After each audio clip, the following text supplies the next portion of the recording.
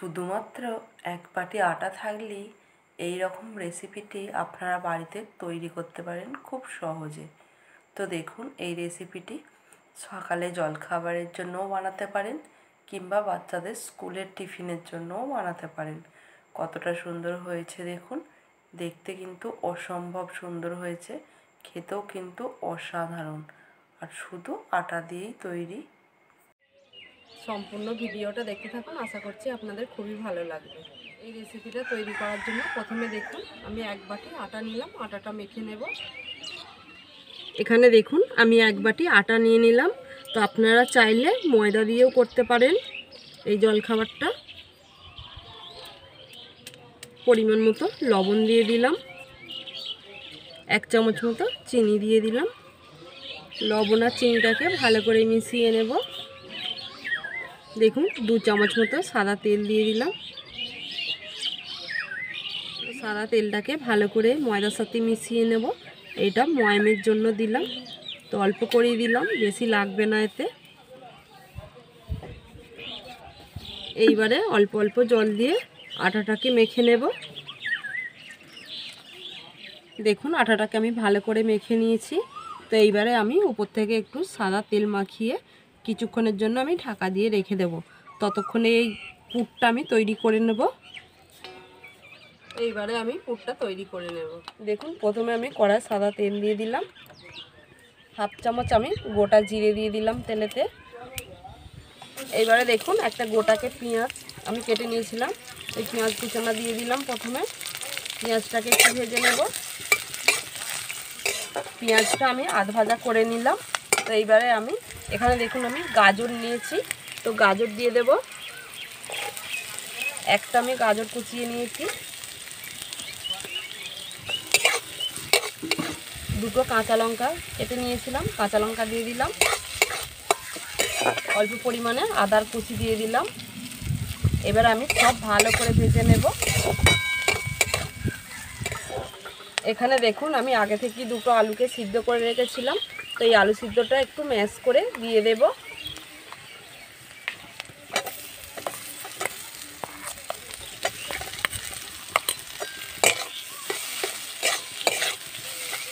এইবারে এতে একটু অল্প পরিমাণে জিরের গুঁড়ো আর হলুদের গুঁড়ো দিয়ে দিলাম। এবার আমি ভালো করে এটা ভাজা ভাজা করে নেব। এইবারে দেখুন একটু অল্প পরিমাণে লবণ দিয়ে দিলাম, যতটা পরিমাণে লাগবে, আর একটু 1 চামচ মতো চিনি দিয়ে দিলাম।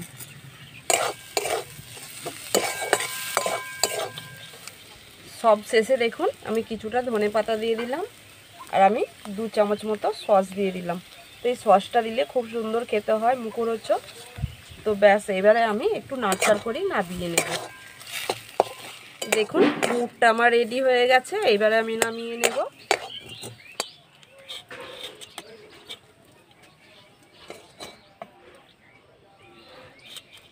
পুরটা ততক্ষণে একটু ঠান্ডা হোক, আমি আটাটা আরও একবার ভালো করে মেখে নেব। দেখুন ঢাকা খুলে এবার আরও কিছুক্ষণ একটু মেখে নেব আটাটাকে। দেখুন আমি মেখে নিয়েছি।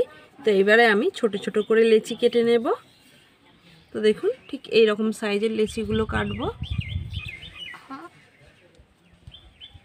দেখুন এইবারে আমি হাতে করে একটু গোল করে নেব।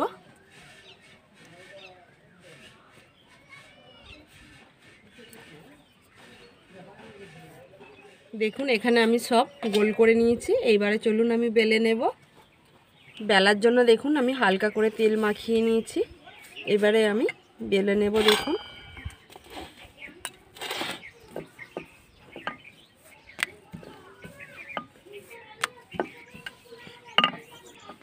তো দেখুন আমি এইভাবে বেলে নিলাম। এইবারে দেখুন এখান থেকে আমি একটু পুর নেব, আর দেখুন এটার মধ্যে দিয়ে দিলাম, দিয়ে আমি ভালো করে মুড়ে নেব। তো দেখুন আমি এইভাবে মুড়ে নেব।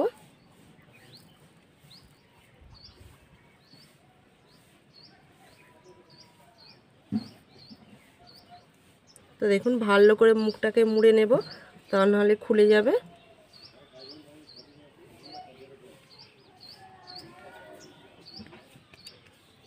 তো এইভাবে আমি সবগুলো তৈরি করে নেব। দেখুন পুরটা আমি ভালো করে ভরে নিয়েছি।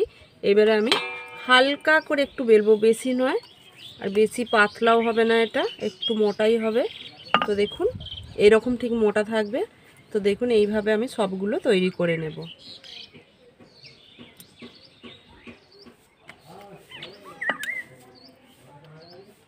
দেখুন এখানে আমার সব বেলা হয়ে গেছে।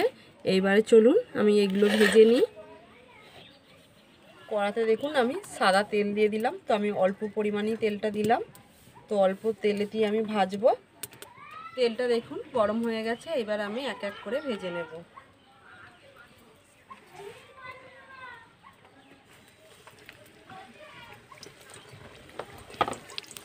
আর এক পিঠটা আমি উল্টে দেব।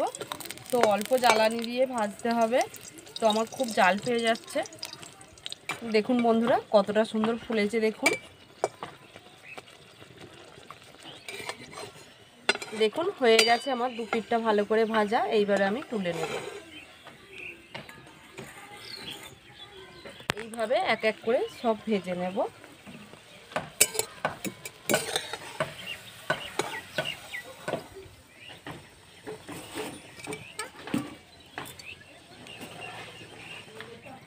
দেখুন এখানে আমার সব ভাজা হয়ে গেছে। এবার চলুন তাহলে আমি একটু থাম্বনেলের জন্য সাজিয়ে নেব। দেখুন বন্ধুরা থাম্বনেলের জন্য আমি সাজিয়ে নেব। তো কতটা সুন্দর হয়েছে দেখুন।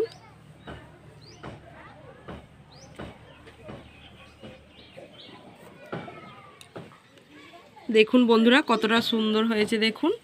এইগুলো আপনারা সকালে জলখাবারে বানাতে পারেন কিংবা স্কুলের টিফিনে বাচ্চাদেরকে দিতে পারেন। কতটা সুন্দর হয়েছে দেখুন, খেতে কিন্তু খুবই সুন্দর হবে। দেখুন আপনাদেরকে আমি একটা ভেঙে দেখাচ্ছি কতটা সুন্দর হয়েছে দেখুন। পুরো ঠাসা ভিতরে, কতটা মুচমুচে হয়েছে দেখুন। আটা দিয়ে জলখাবারের রেসিপিটা আমি আপনাদের সাথে শেয়ার করলাম। তো আপনারা অবশ্যই এটা বাড়িতে বানাবেন, একবার হলেও আপনারা বাড়িতে বানাবেন। তো আমার এই ভিডিওটা যদি ভালো লেগে থাকে একটা লাইক করবেন, বন্ধুদের সাথে শেয়ার করবেন। বন্ধুরা আপনারা যদি আমার চ্যানেলে নতুন হয়ে থাকেন চ্যানেলটিকে সাবস্ক্রাইব করে রাখার অনুরোধ রইল। আপনারা তাহলে সকলে ভালো থাকবেন, সুস্থ থাকবেন, চাল মিষ্টি রান্নাঘর চ্যানেলের পাশে থাকবেন। ভিডিওটি আজকের মতো এখানেই শেষ করছি। দেখা হচ্ছে পরের একটি রান্নার ভিডিও নিয়ে। ধন্যবাদ।